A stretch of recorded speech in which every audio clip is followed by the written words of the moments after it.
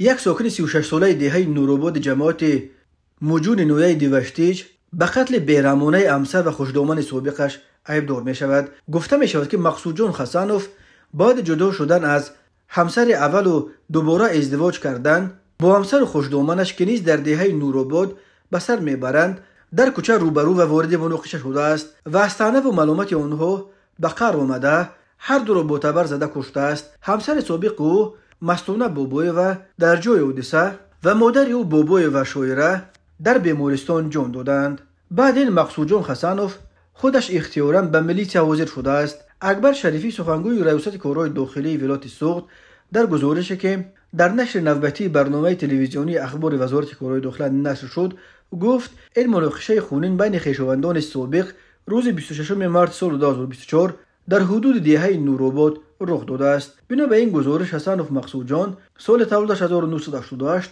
ساکن دهه نوروباد جماعت مجون نویه دیوشتیج صبح 26 مارس برای انجام کارهای صحرایی به سر زمینش راسپار بود. در قد کوچه همسر سابقش بابوی و مستونه سال تولدش 1995 و مادر او بابوی و شویره سال تولدش 1971 را وا خورده است. از بس که مقصود جان حسنوف بعد جدا شدن از مستونه بابوی و از نو ازدواج کرده بود همسر خوشدامن سابقش در راه او را زیر باران و طعنه و بدگویی قرار میدهند. مقصود جان حسنوف از این به خشم آمده با تبری که برای انجام کارهای صحرایی با خود گرفته بود زنها را تعقیب میکند. مادر دختر برای نجات جان خود به سن حوله یک همدیهشان در آمدند. میخواهم پنهان شوند ولی مقصود جان حسنوف از پی آنها وارد حوله شده هر دو را با تبر به قسمت سر و رویشان زده از پای می افتاند.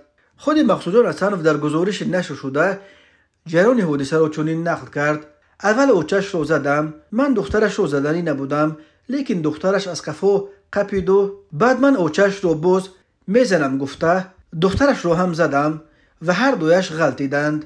بعد صاحب خونه آمد و از دستم داشت و من بر اومده رفتم. مستونه بابوی و در جای حادثه و شویره بابوی و در بیمارستان به هلاکت رسیدند.